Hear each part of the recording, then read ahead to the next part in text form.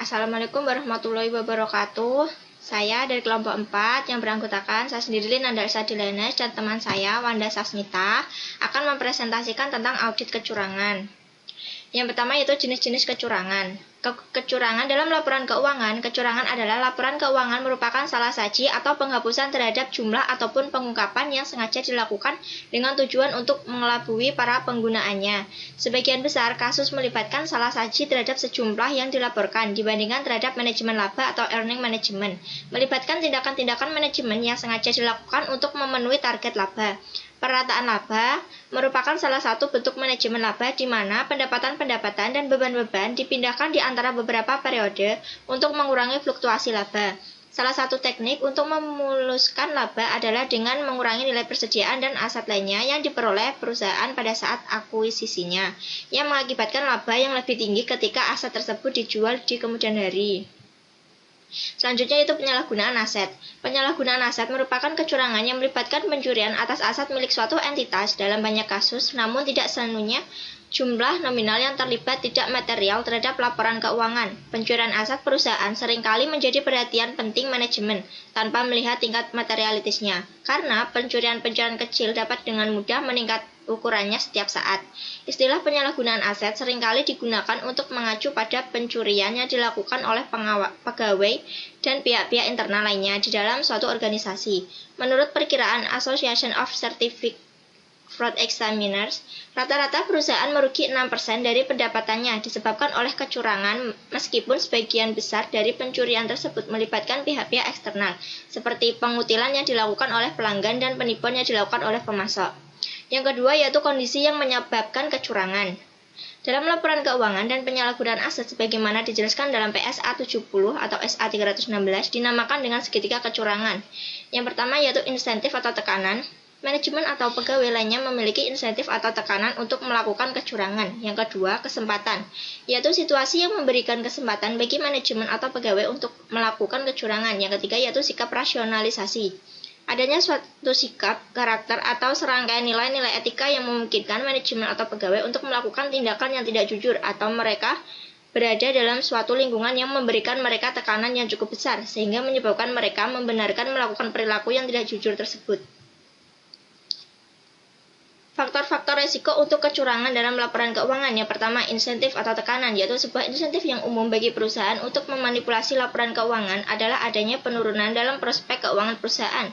Yang kedua yaitu kesempatan. Meskipun laporan keuangan dari semua perusahaan potensial dapat terjadi manipulasi, resikonya menjadi lebih besar untuk perusahaan yang bergerak dalam industri yang melibatkan penilaian subjektif dan estimasi yang signifikan.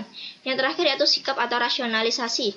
Sikap manajemen puncak terhadap laporan keuangan merupakan faktor risiko penting dalam menilai kemungkinan adanya kecurangan dalam laporan keuangan. Selanjutnya yaitu faktor-faktor risiko untuk penyalahgunaan aset. Yang pertama, insentif atau tekanan. Tekanan keuangan merupakan insentif umum bagi pegawai yang menyalahgunakan aset. Yang kedua yaitu kesempatan. Kesempatan untuk melakukan pencurian ada pada semua perusahaan. Sikap rasionalisasi. Sikap manajemen terhadap pengendalian dan kode etik dapat menyebabkan para karyawan dan manajemen membenarkan pencurian terhadap aset. Yang ketiga itu mengukur risiko kecurangan. Auditor memiliki tanggung jawab untuk menghadapi risiko kecurangan dengan merencanakan dan menjalankan audit untuk mendapatkan keyakinan yang memadai bahwa salah saji material baik disebabkan oleh kesalahan maupun kecurangan dapat terdeteksi. Yang pertama yaitu skeptisme profesional, yang kedua berpikir kritis, yang ketiga yaitu evaluasi kritis atas bukti audit. Selanjutnya yaitu pengawasan tata kelola keperusahaan untuk mengurangi risiko kecurangan. Manajemen bertanggung jawab untuk menerapkan tata kelola perusahaan dan prosedur pengendalian untuk mengurangi risiko kecurangan yang dapat dilakukan melalui kombinasi antara tindakan pencegahan, antisipasi, dan pendeteksian. Yang pertama yaitu budaya kejujuran dan etika yang bernilai tinggi. Yang kedua, tanggung jawab manajemen untuk mengevaluasi risiko-risiko kecurangan. Yang terakhir yaitu pengawasan dari komite audit. Yang keempat yaitu menghadapi risiko kecurangan. Manajemen tentunya memiliki program-program yang dirancang untuk mencegah, mengantisipasi, dan mendeteksi kecurangan. Perlu juga dilakukan pertimbangan oleh auditor apakah program-program anti kecurangan tersebut dapat mengatasi resiko yang ada, atau apakah kelemahan dalam pengendalian telah meningkatkan resiko kecurangan. Dari hal tersebut, maka timbul respon auditor yang mencakup hal sebagai berikut. Yang pertama yaitu mengubah keseluruhan pelaksanaan audit.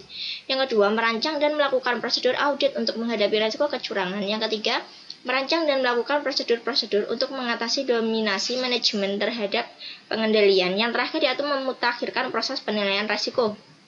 Baik, selanjutnya akan dilanjutkan oleh teman saya yaitu Wanda Sasmita. Selanjutnya yaitu bagian-bagian resiko kecurangan spesifik. Resiko yang pertama yaitu resiko kecurangan dalam pendapatan dan piutang dagang. Yang kedua, resiko kecurangan pada akun pembelian. Yang ketiga, resiko kecurangan dalam persediaan. Dan yang terakhir, bagian-bagian resiko kecurangan lainnya. Next, yaitu tanggung jawab ketika kecurangan dicurigai telah terjadi. Nah, lebih banyak kecurangan yang terdeteksi oleh pengendalian internal atau fungsi internal audit dibandingkan oleh auditor eksternal. Yang pertama yaitu merespon salah saji yang mungkin disebabkan oleh kecurangan. Sepanjang pengauditan, auditor terus-menerus mengevaluasi apakah bukti-bukti yang didapatkan dan pengamatan-pengamatan lainnya mengindikasikan adanya salah saji material yang disebabkan oleh kecurangan. Semua salah saji yang ditemukan auditor selama melakukan audit harus diidentifikasi ada tidaknya indikasi kecurangan. Nah, yang pertama yaitu jenis teknik wawancara, yang kedua tanya jawab informal, yang ketiga tanya jawab evaluasi, yang keempat tanya jawab interrogatif, yang kelima mengevaluasi respon tanya jawab, yang keenam teknik mendengarkan, yang ketujuh mengamati tanda-tanda perilaku, dan yang terakhir tanggung jawab lainnya ketika dicurigai. Baiklah, sekian presentasi dari kelompok kami. Apabila ada salah kata kami mohon maaf. Wassalamualaikum warahmatullahi wabarakatuh.